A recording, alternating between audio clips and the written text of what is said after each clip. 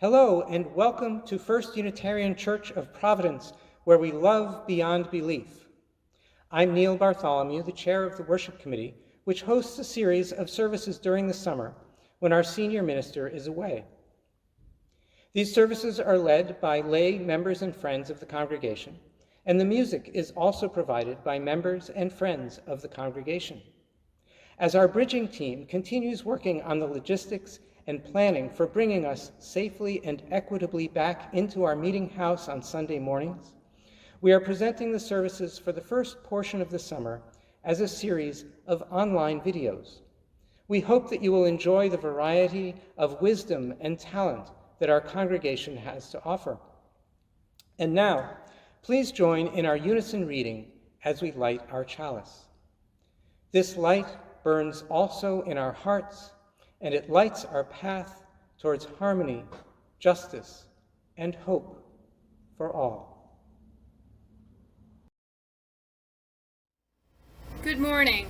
I'm Kelly Smith, your worship associate for this morning.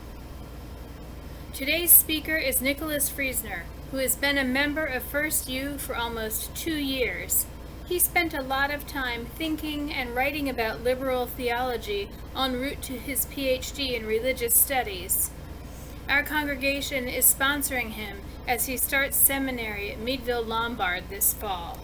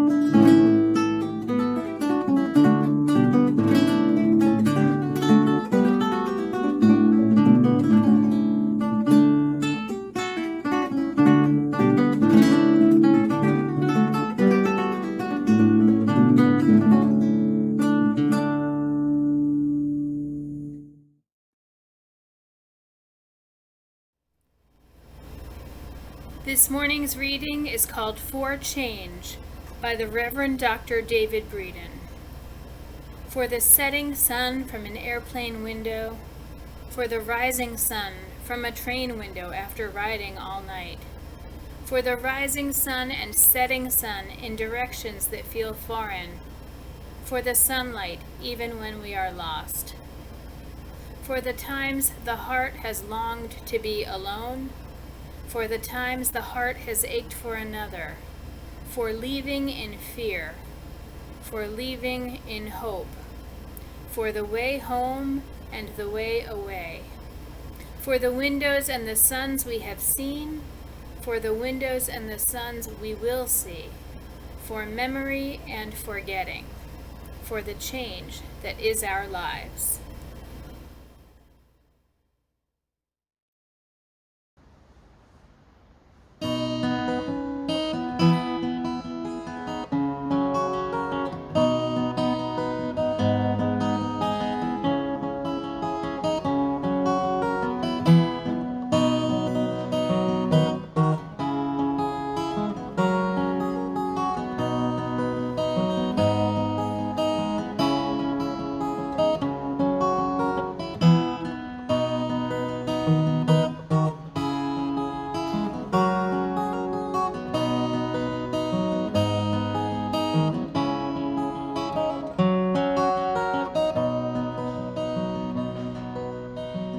Spirit of life, come unto me. Sing in my heart all the stirrings of compassion. Blow in the wind, rise in the sea, move in the hand, giving life the shape of justice. Roots hold me close, wings set me free. Spirit of life, come to me, come to me.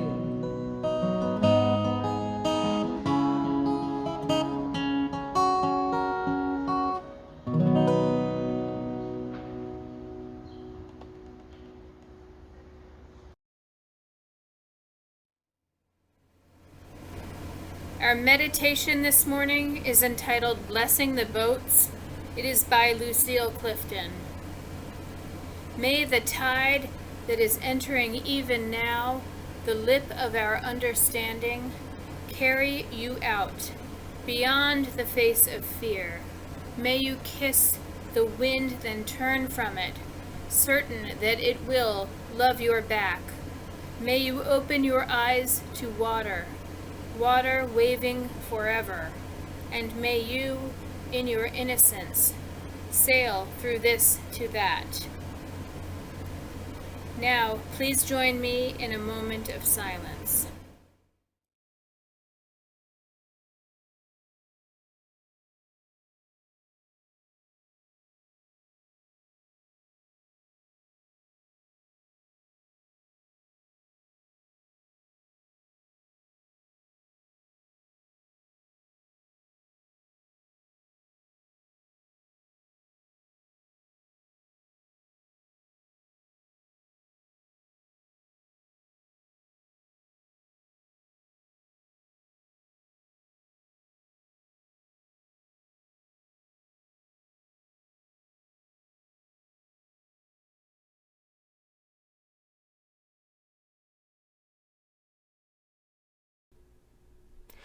Hello everyone. I'm so pleased to have the opportunity to give this talk today. The first service that I ever attended at First U was a summer service about 2 years ago, so I know how valuable and impactful these programs can be. First, a little about me. I'm a relative newcomer to UU, although I spent a lot of time in graduate school writing about it from the outside. Lately, I've been trying to be more on the inside of it. I'm very thankful to be sponsored by this congregation as I go back to seminary to work on becoming a chaplain, which is something that has been percolating in my head for a long time now, but which I'm finally pursuing. I will start at Meadville Lombard Theological School in just a few weeks, making this time both exciting and just a little nerve-wracking. My wife and I lived in Providence for a decade before moving this spring to Philadelphia. Like many I've talked to in recent months, the pandemic changed the way that we think about family and the importance of being geographically close to our parents and siblings, who are spread through the mid-Atlantic states. Still, we talk about missing Rhode Island almost every day. I'm a librarian at Princeton Theological Seminary, so I spend a lot of my day thinking about various religious traditions and how they fit together, distinguish themselves from one another, and how they train people to be leaders in the future. The topic of this presentation is evolving tradition, because that is something that has been on my mind for many years now. The word tradition can mean a lot of things to people, some good, some not so good, and some really bad. Sometimes we use the word tradition to talk about very specific practices, like having a family tradition of string bean casserole during Thanksgiving dinner. A tradition in my family, which has murky origins, of course, but which tends to make that dinner what it is, and without it, something seems off. Today, though, I'm thinking about traditions in a larger sense, more than just individual practices although individual practices are an important part of this. Instead, I'm thinking about traditions as those big systems or ways of being that exist over long periods of history and which give shape to the lives of those who are a part of them. Traditions in this sense are those ways that we're able to make sense of our lives, to find an identity that is our own, using tools that are taught to us and shared with us in families, communities, and anywhere we find ourselves. Often we grow up without choosing a tradition, although as adults we sometimes get a little more leeway in deciding which traditions we are a part of. Or sometimes you might feel like I do, that more often than not, it doesn't feel so much like a choice, but a kind of general movement that just makes sense. I'll try to say a little bit about this in a minute. Speaking about tradition is tough, though, because the idea is often used to exclude and marginalize. It's commonly used as a cultural weapon to tell some people that they don't belong, that their identity doesn't fit, that they're an aberration, or on an otherwise logical or somehow sensible way of being.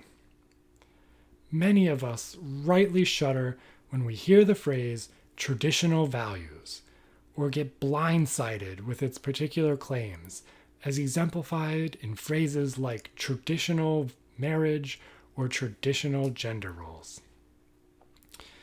Tradition also sometimes gets melded into heritage, which can be another conceptual tool for excluding some or exerting a cultural power, such as when the flying of the Confederate flag is justified as part of, quote, Southern heritage.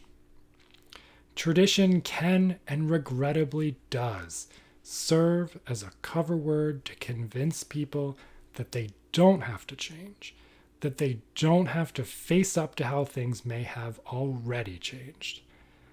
If you hear the word tradition and all you see is the pain that is done with it, I fully understand. There's a lot of power in saying that we will break from tradition when it's being used in those ways. But we can speak about the power of positive traditions too, and I don't want to forget about that. We might talk about the American tradition of democratic protest that evolves through Martin Luther King into Black Lives Matter. Or we can talk about the tradition of progressive religion, of which we play a part here at First U. That too is a tradition with an extensive history, with particular practices and rituals that give sense and meaning to people's lives, with an entire vocabulary that reveals what might have been before unseen. We have traditions from a place, and we have traditions from our ethnic identities. We have traditions from the various sexual, aesthetic, or cultural traditions to which we belong, and on and on. Anything with a shared social history and some kind of a vision of life can serve as a tradition if it gives order to our lives and orients us towards a set of norms or values. I think we need to pay attention to traditions in this sense because they're so essential to how we make sense of ourselves and our world. And importantly, once we are in them, we don't so easily escape. This is because the traditions in which we are a part shape us down to our bones. They're like the molds into which we are pressed, through which our thoughts, ourselves, our very bodies become shaped. They give us the words that we can use to describe ourselves, the social spaces through which our relationships can be structured, and the rituals that attune us to what's valued and what's sacred. Traditions are that kind of structure that we inhabit, a system of norms and pointing signs that orient us in a certain way. Now, when I started studying for my PhD in religious studies, one of the things that we were required to read at the very beginning of the program was Hans Georg Gadamer. And this is because Gadamer argues that our quest for knowledge, for human understanding, always takes place within a particular horizon that is determined by our history and culture. His point is that there's no escaping that horizon to some other, because our entire framework for understanding ourselves and others, for knowing anything about the world, occurs within a particular way of thinking that is a product of our time and place. We can learn and change, of course. But for Gadamer, that learning and changing occurs way out on the edges of the horizon. There's novelty and change way out on the edges of what we can see, that is just barely visible before the world curves away. For religious studies, this makes sense, because we're talking about how religious traditions function as these local landscapes, with their fuzzy edges serving as the horizon where new understanding might happen. And since we're always within our own horizon, there's no magical place above or outside those horizons which we can use to judge them all. I'm saying this all because this picture of our horizon can really be told as a story about the traditions of which we're a part. Take a personal example. Now, I was raised a Catholic school, CCD, CYO. I was in all the Catholic acronyms. Am I a Catholic now? Well, no. But do I sometimes feel like a Catholic? Well, yeah. I sometimes find myself thinking like a Catholic, using the framework of a Catholic to respond to my world, even though I can't affirm hardly any of the creeds. It's not really about whether I'm going to church or affirming different beliefs. It's really the framework that I'm existing under. And I make sense of this because the Catholic tradition put its stamp on me. It was the framework through which I was raised. It's sunk so deep down that I find myself discovering its patterns in how I think and react in the world. I sometimes find those patterns in ways that I'm dissatisfied, that I am surprised, and I hope to change. I can work hard at changing that, of course, but the point is that it's really hard work. What we sometimes neglect when we're talking about traditions is that we don't just belong to one. In fact, our lives are a complex overlapping of traditions that sometimes fit together, but sometimes also conflict.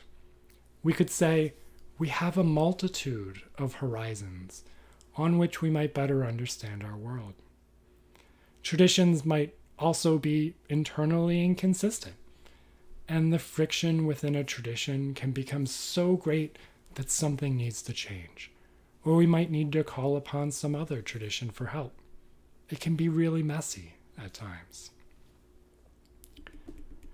So I've said all this, and now I don't want it to feel like change is really near impossible, because really it isn't.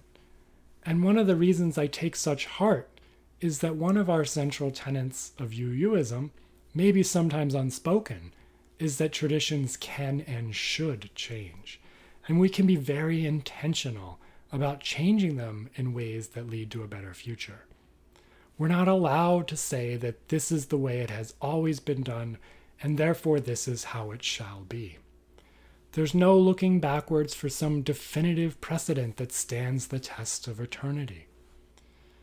So I was recently reading the theology of Charles C. Everett, a Unitarian minister and the former dean of the theology faculty at Harvard Divinity School in the latter half of the 19th century.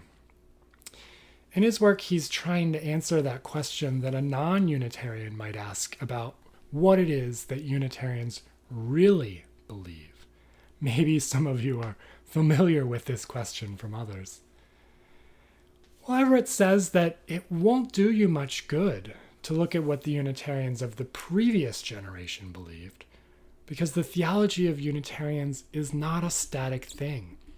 And not only is it not static, but they're proud of the fact that it's always changing. He writes, quote, "Development in theology is regarded by them as a sign of life. There has been a great movement in the thought of the world in regard to all other matters, they insist. Why should not theology advance with the rest? Now, ignore the fact that I'm quoting a work from 1890 to talk about how religious traditions change in every generation. I'm aware that that's a bit ironic. The point that I'm trying to get across, though, is that there's a sense of evolving with the world that has been baked into UU for a long time. One that, when we think about tradition, means that we should always be moving with one eye forward and one eye backward. With our backwards eye, we learn from the past. We see its successes and its failures, recognize how we have been shaped and formed by social structures with long histories, and we appreciate how those histories persist in us in ways both good and bad. But our forward eye keeps us thinking about how those traditions of the past need to be brought into the needs of the future. It's a tradition of change, you could say. Now, I'd like to think that we can take that UU perspective on tradition and put it in lots of other places. I think more and more about this as we come upon questions about the tradition of our democracy, whether its values are being upheld, or whether we're mired in traditional ideas that don't serve our future. There's always that temptation to say that the tradition has failed us, and we need something totally different. My fear, as always, is that when we pretend to have turned a corner and gone somewhere wholly new, we neglect the fact that we're still shaped and formed in a certain way, and that it's really hard to change a tradition, to change ourselves, because we cannot be something wholly new in a short time. And in that case, if we try to think that we're just going to abandon something and do something wholly new, we miss how much we are reproducing what we think in what we're claiming to get away from. That's all to say, change is difficult work, but necessary work.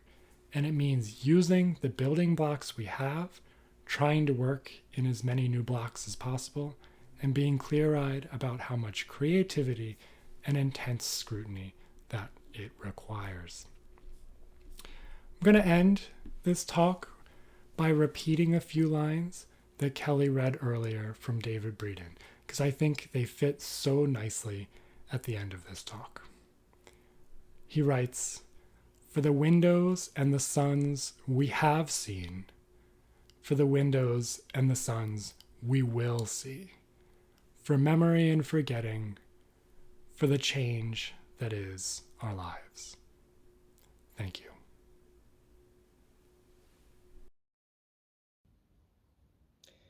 In this unusual time when we cannot be together as we are accustomed, the work to fulfill the mission of our church continues. Our staff work harder than ever to support our connections as a community, and our efforts to create justice in the wider community continue. The need for us to fund these efforts is even more important than ever. Please go to firstunitarianprov.org and click on the Give menu. You may do so during the following offertory music, or you may prefer to wait until after the end of the service. As always, thank you for all that you give, all that you do, and all that you are.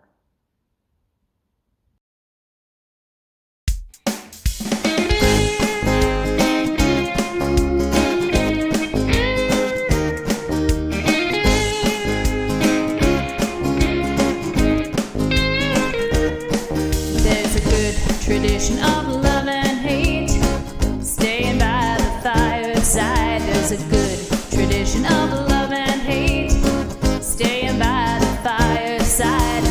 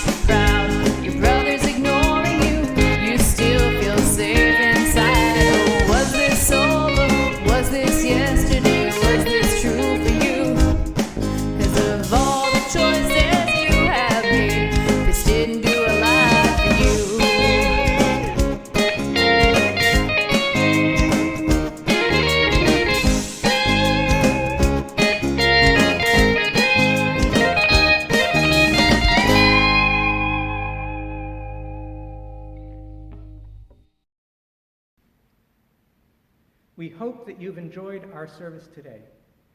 As a self-supporting congregation and a beloved, aspiring community, we rely on generosity and commitment to keep us vital and relevant. We invite you to practice generosity and dedication by going to www.firstunitarianprov.org and clicking where it says Give to support the mission and vision of this church. And now please join me as we extinguish our chalice. Carry the flame of peace, love, and hope until we meet again.